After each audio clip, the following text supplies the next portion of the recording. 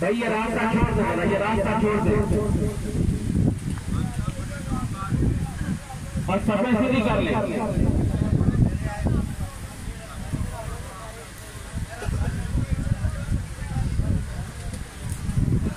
भाई इस साइड पे आ जाए, इस साइड पे ढेर ज्यादा जगह नहीं।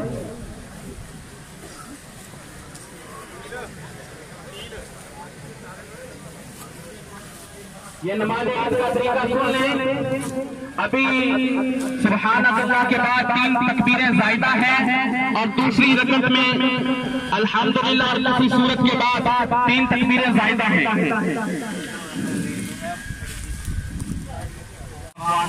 वाग़फिर लना वरहमना अंत मौलाना फंसुरना अलल कौमिल काफिरीन।